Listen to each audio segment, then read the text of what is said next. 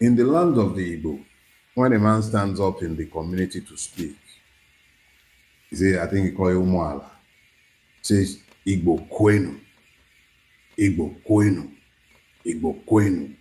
Is a request to speak. It is not a salutation. You answer, Kwezono, go ahead and speak. You've given permission. As God would have it, I've muted your comments. So I do not even know whether you have given permission or not. But this morning, we must tell ourselves the truth. And I come as a friend, as I am to each and every one of us, because this is about all of us. So this morning, I say Igbo Kwenu. Now, Igbos will say Igbo Enwe. Igbo Enwe. Igbos do not make king. This is the character, or was the character of Ndi Igbo before the British came. In describing Igbo society pre-colonial times, all anthropologists have agreed that the Igbos were acephalous, which simply means they didn't have a head. This might not be completely correct when you begin to look at the history of the Arab Confederacy and the influence of the Enwe kingdom as it relates to the governance of, let me say, the spiritual governance of Ala. But the truth really is that when it came to political leadership, Igbos were largely independent, or at best confederal in nature.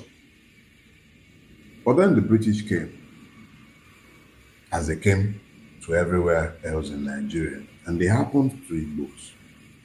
And when the British came, it wasn't a pleasant, quick transition for Ndi Igbo, because the absence of centralized authority meant that you couldn't defeat a single ruler and then bring every other person under subjugation.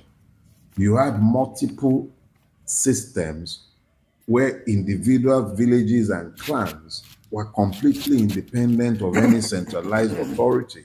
So the British had to engage in multiple wars before they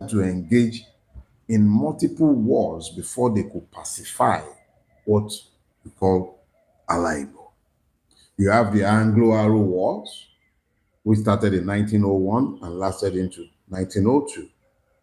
You had the prolonged guerrilla wars that is generally known as the Ekumeku movement, which was largely centered around the Anioma and Neocha axis. That's the Igbos closer to the riverine areas.